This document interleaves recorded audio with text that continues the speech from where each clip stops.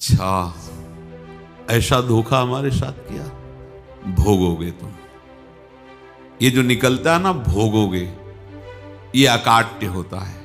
क्योंकि किसी का भी हृदय, मान लो किसी भी जीव जंतु को आप कष्ट दें और उसका हृदय आह भर जाए, तो वो आह वज्र की लेखे तुम्हें भोगना पड़ेगा। वो आह किसी की ना लेना जिंदगी। कोई ऐसा कोई आह भर करके कह दिया तुम समर्थ हो, हम तो कुछ कर नहीं सकते, वो अंदर से दुखी, फिर तुम्हारी सामर्थ्य काम नहीं करेगी, मिट्टी में मिला देगी। ऐसा नहीं कि आप जो कर रहे हैं कोई देख नहीं रहा, कोई हिसाब किताब नहीं, जो कर रहे हैं अवश्य में भोक्तव्यम, बहुत सावधान।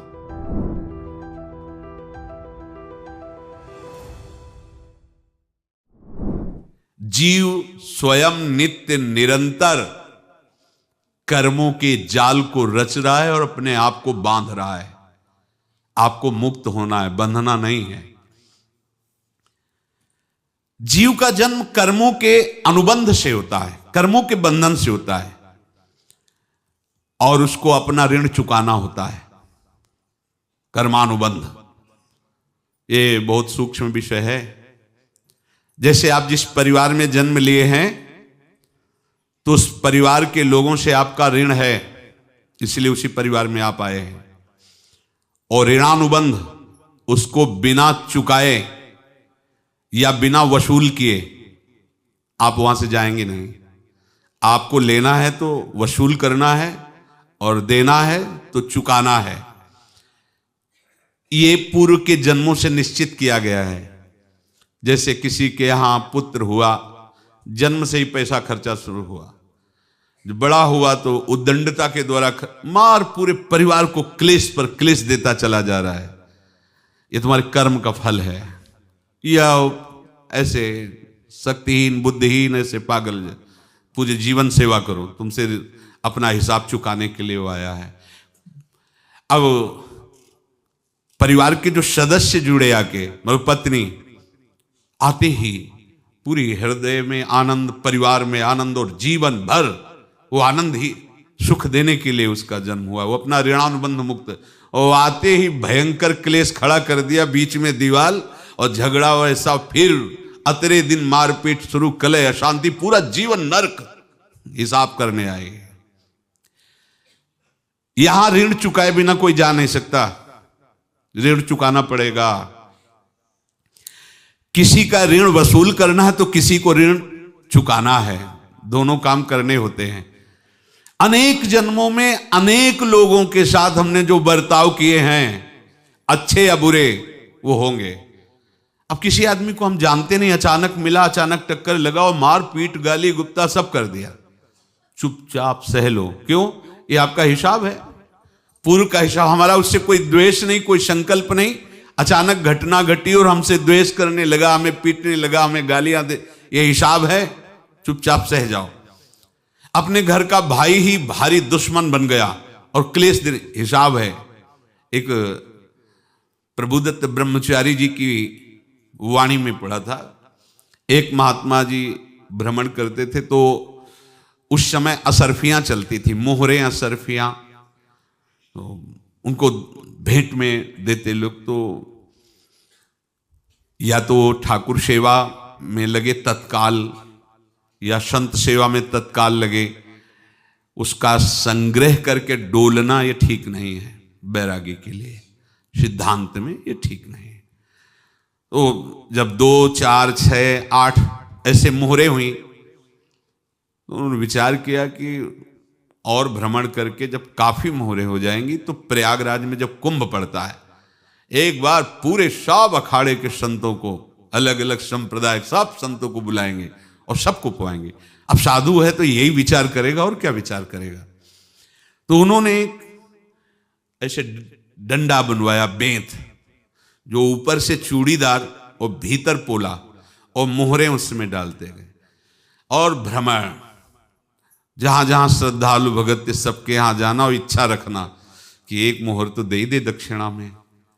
कामना कोई भी हो वो बांधती ही है, ध्यान रखना। इसीलिए प्रभु जो चाहे वो करे, अपनी चाह नहीं रखनी चाहिए, अपनी चाह प्रभु की चाह में मिला देनी चाहिए। धीरे धीरे वो छड़ी भर गई। भ्रमण करने वाले महात्मा चूड़ी लगाई, इंतजार करते रहे। जब प्रयाग का कुंभ पड़ा तो चले। तो रास्ते में एक गांव में पूछा जाता है, जैसे कहीं रुको कि कोई श्रद्धालु ऐसा है जो संत सेवी है। तो कुछ लोगों ने बताया, हाँ एक परिवार है बहुत संत सेवी है और आपको मिलाते हैं उनसे।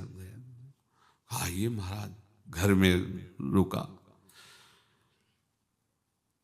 खूब अच्छा हलवा पूड़ी पवाया और जो घर के मालिक थे चरण दबाए। चरण दबाते दबाते उनकी दृष्टि पड़ी उस डंडे पे। इतना मोटा और ऊपर से कुछ चूड़ी सी भी नजर आ रही, इस डंडे में तो कोई रहस्य है ही है।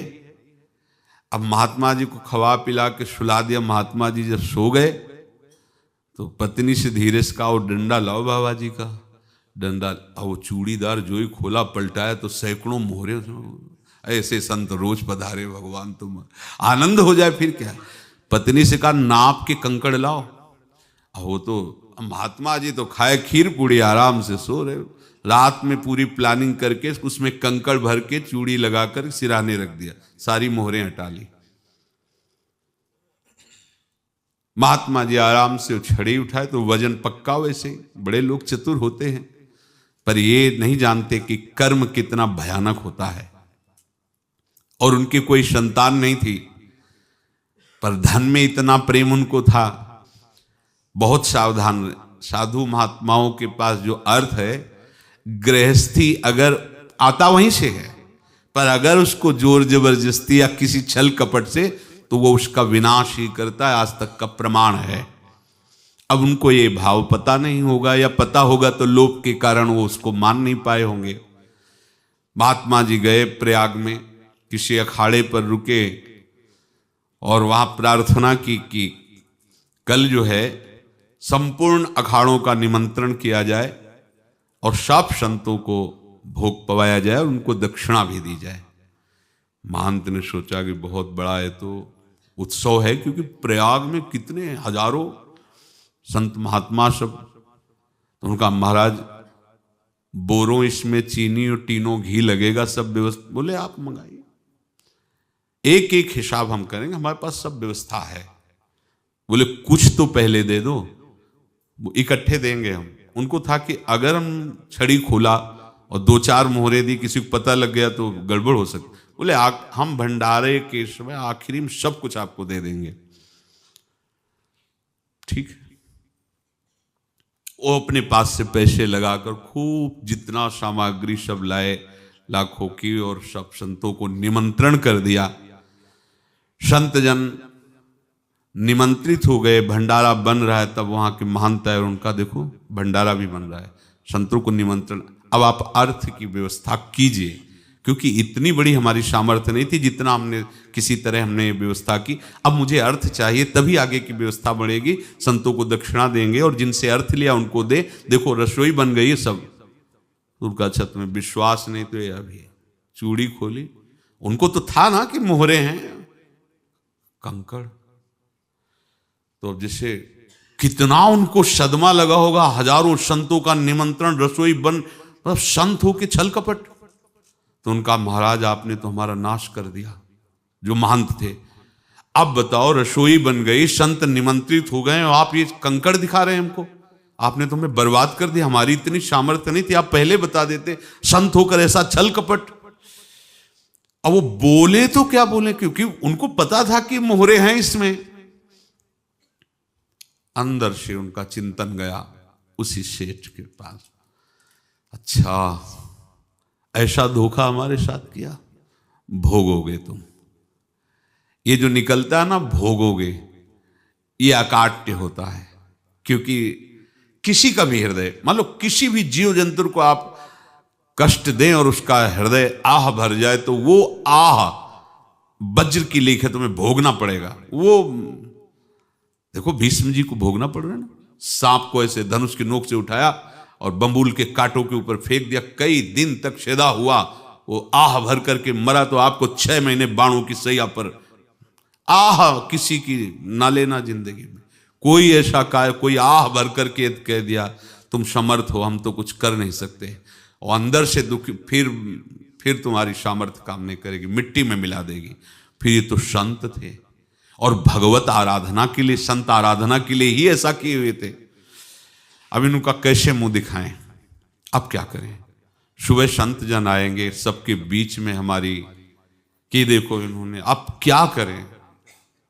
गए और संगम में जाके छलांग लगाई, अपने प्राण त्याग दिए। अब उनके तो पास मोहरे थी और व्यापार बढ़ा, और 9-10 महीने बाद ही लड़का हुआ। अब तो उनको कि संत फलीभूत हो गया। देखो व्यापार चल रहा, लड़का नहीं होता था, लड़का भी हो गया, बड़ा आनंद छा रहा है। जब से वो प्रकट हुए और धन की वृद्धि शुरू हो गई, पढ़ाई लिखाई में उनके खर्चा हुआ सब, बस बीमारी शुरू हो गई उनके शरीर में। अब उसमें पैसा जाना शुरू हुआ। इतने आसक्त तो वो दोनों हो गए कि कुछ भी हो, व्यापार ठप, संपत्ति बेचना शुरू। तो उन्होंने कहा कि बेटा मैं क्या कर सकता हूं तुम्हारे लिए। बोले हमारी अंतिम इच्छा है प्रयाग चलो, और जितने प्रयाग में संत महात्मा सबको एक बार भंडारा करवाओ, हमारी इच्छा अंतिम है, क्योंकि अंतिम यही इच्छा थी। बोले अब ज्यादा संपत्ति तो नहीं रह गई, तो बोले घर बेच दो, मेरे लिए ही तो है, बेच दो। मुझे लगता मैं बचूंगा नहीं, पर मेरी अंतिम इच्छा पूर्ण कर दो। घर बेच दिया, जेवर बेच दी। वहां गए, जब संत सेवा की तो बोले मुझे संगम तक ले चलो। संगम तक ले गए और बोले समझे तुम चुराए थे और हमने उसको छीना है, कुछ नहीं रह गया तेरे पास कुछ, अब केवल ममता और आसक्ति में जल कर मर और नरक प्राप्त कर। मैं वही महात्मा हूं जिसकी तूने मोहरे ली थी, शरीर छोड़ दिया। महात्मा को जन्म लेना पड़ा और इनको दुर्गति भोगनी पड़ी।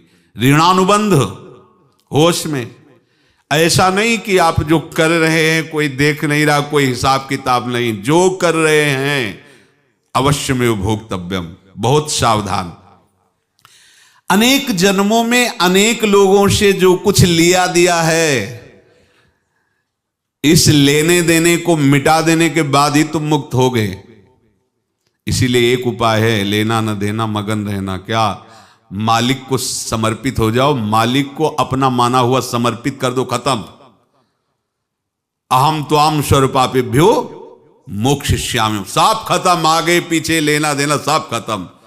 एकादश स्कंद में भगवान श्री कृष्णचंद्र जी ने कहा, जो मेरे चरणों का आश्रय लेकर भक्त मेरा भक्ति करता है, उसके पितृ ऋण, मातृ ऋण, देव ऋण, ऋषि ऋण, सब ऋणों से मैं मुक्त कर देता हूं। बस यही एक उपाय है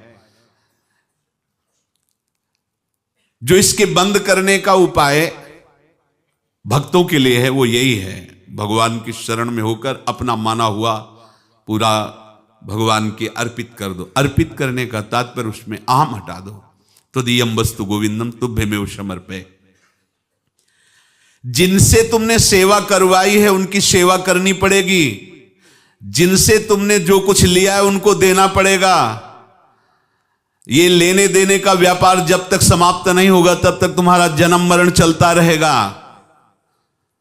अब आपको यहां समझना है, यदि आपसे किसी ने पैसे लिए बेईमानी करके नहीं दे रहा है तो आप उसको गाली मत दीजिए, आपने बेईमानी की थी इसलिए आपकी बेईमानी हुई है, ले गया, कोई बात नहीं है, बंधन से मुक्त हुए, जो बोझा था चला गया। उसको ऐसा ना देखे कि ये बेईमान हमारे रुपए मार लिए, अब जो कुछ होगा देखेंगे।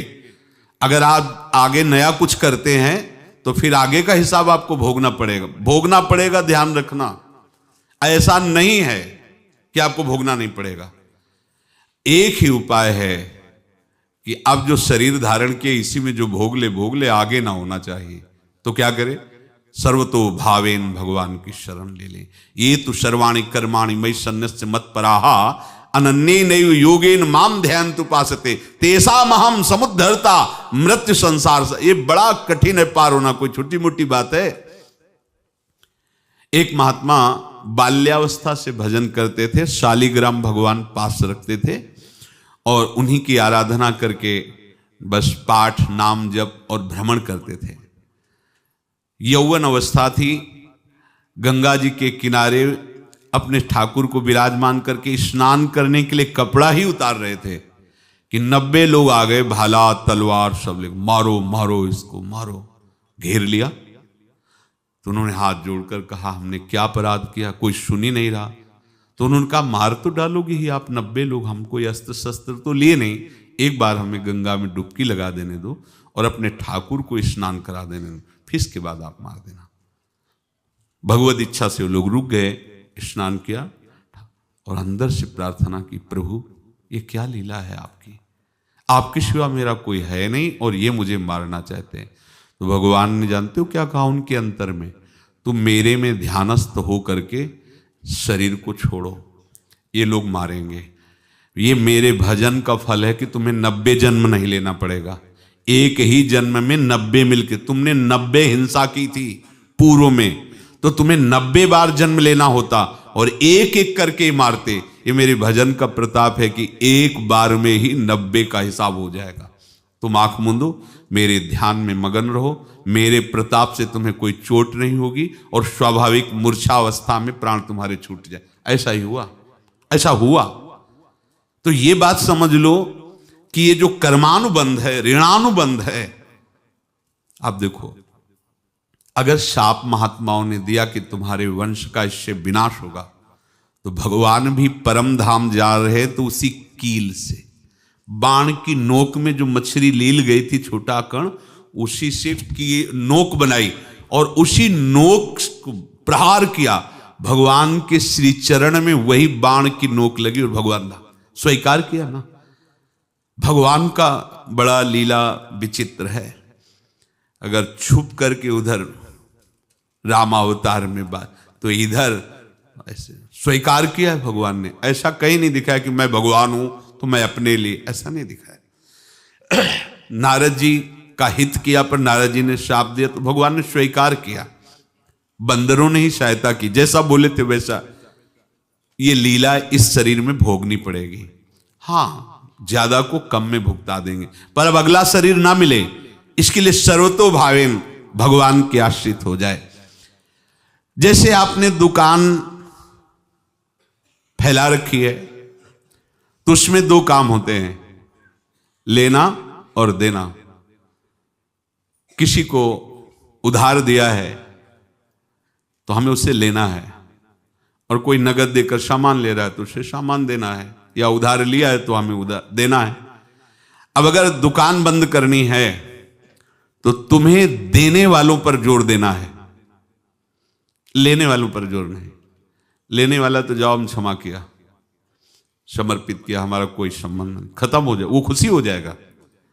लेकिन देने वाला तुम अगर दुकान भी उठा दोगे तो जहां भी रहोगे तुम्हारे पास वो आएगा, लाइए हमारा। तो देने पर नजर रखिए, जिसका जिसका हिसाब है वो आपके सामने आता जाए, हटाते जाओ। लेने पर नजर मत रखिए और दुकान फौरन उठा दीजिए, नहीं अगर लेते देते रहे तो चलता रहेगा। आगे चलकर कुछ लेना न देना, मगन रहना बस अपने प्रभु के चिंतन में। अब हम कैसे जाने कि किसको क्या देना है, हमें क्या पता। तो हम पूरा हिसाब जिनको पता है उनको दे देते हैं, समझ रहे हो, उनको पता है क्या लेना है क्या देना है, तो इनके पास पहुंच गए या सरकारी हिसाब से सब बराबर कर देंगे। हमको अपनी जिम्मेवारी इनकी चरणों में समर्पित कर देना है, तभी हम जीवन मुक्त होंगे। ये रहस्य की बात है। प्रभु कह रहे हैं यस्य सर्वे समारंभाः काम संकल्प वर्जिताः ज्ञानाग्नि दग्ध कर्माणं तमाहु पंडितम बुधाः। जिसके संपूर्ण कर्मों के आरंभ संकल्प और कामना से रहित हैं, तथा जिसके संपूर्ण कर्म ज्ञान रूपी अग्नि से जल गए हैं, उसको ज्ञानी जन भी पंडित कहते हैं, बुद्धिमान कहते हैं। पूज्य श्री भाई जी महाराज कह रहे हैं, जैसे वहां ज्ञानाग्नि से दग्न कह रहे हैं, तो अपने वृंदावन वासियों का प्रेमाग्नि से सब कर्म संस्कार दग्न होते हैं। जिस समय आपके हृदय में भगवत प्रेम का प्रादुर्भाव होगा तो लेश मात्र कभी तुम्हें दुख नहीं भोगना पड़ेगा। प्रेम का प्रादुर्भाव होते ही दुख का नाश हो जाता है, महासुख। जब प्रेम का प्रादुर्भाव होगा तो समस्त पाप भस्म हो जाते हैं, अशांति नष्ट हो जाती है, संसार ज्वाला स्पर्श भी नहीं कर सकती है। जब भगवत प्रेम का प्रादुर्भाव होता है तो हो सकता है उस उपासक के जीवन में दुखों का पहाड़ टूट पड़े, परिवार खिलाफ, शरीर रोगी, अव्यवस्था, बहुत बहुत कुछ, सब कुछ। कह रहे हैं इतना सब होने पर भी उसके हृदय में कोई भी दुख नहीं होता। ऐसा सामर्थ्यशाली भगवत प्रेम है। भगवान के चरणारविंद का जिसके हृदय में प्रेम है, भारी से भारी दुख भी उनको विचलित नहीं कर सकता।